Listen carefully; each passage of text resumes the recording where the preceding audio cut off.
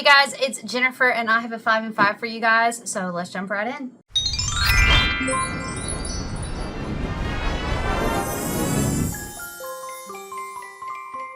So this is a very no makeup day. I just got off a cruise yesterday from Canada and I am so tired.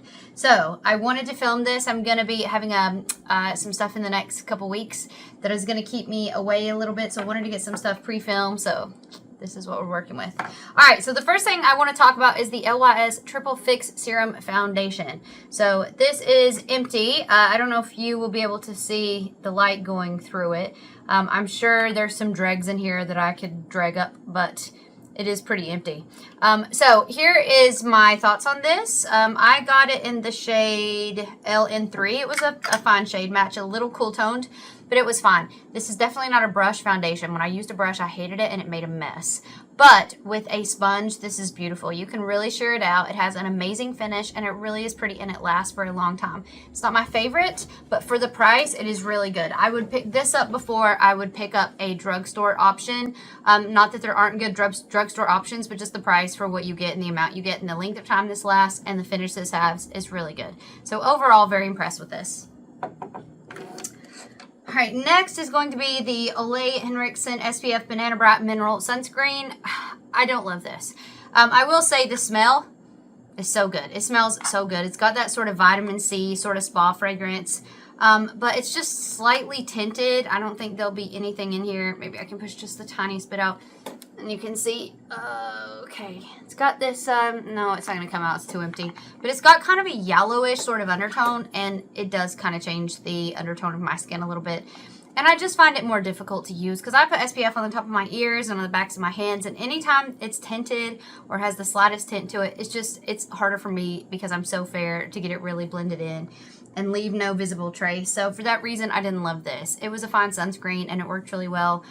Love the smell, but it was just a bit too tinted for me.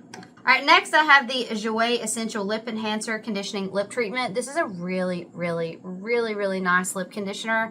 I kept this in my car. I've used this as an overnight treatment as well, but I also kept it in my car whenever, you know, you're air conditioning or heat and your lips get really dry and you just need a little something. It's really good. So it is really moisturizing and it really did help my lips sort of feel more conditioned.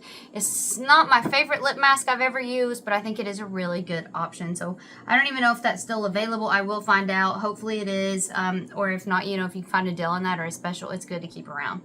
All right, next is the Rephr Intense Hydration Cream V1, so version 1. So this is the Intense. I know I've done the white tube bottle on my channel. I could not find that I have reviewed this one before. So if I have, I'm sorry, and I'll update now because they do frequently update this. But this is Intense. It is thick. And it quite honestly saved my skin this winter. It was so nice. It is so luxe and so thick. I would never, ever use this in the wintertime just because I feel like in the sweat and stuff, my skin would feel like it's smothering. But in the winter, did I say in the winter? I meant in the summer. But in the wintertime, this is really amazing. If you suffer from dry, cracked skin from having heaters on and such in the wintertime, oh, it's so good. So I really do recommend this. And for the price, honestly, like they're making great moisturizers. I've been impressed with both that I've tried so far. Really good. All right, finally, the last one is the JLo Beauty That Fresh Take Eye Cream. All right, so this came in a little kit because I wanted to try it out because as I've said before, I love the JLo Beauty Serum. I love it, but this packaging is so ridiculous. It is so much what you're paying for in the product.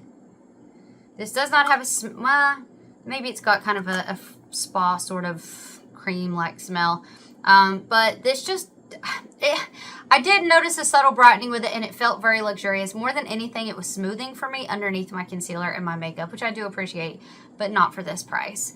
I just think there are better eye creams. I think there are better eye creams that do better things, that are more targeted, so I will not be purchasing this or repurchasing this. It was good, but just not for this price.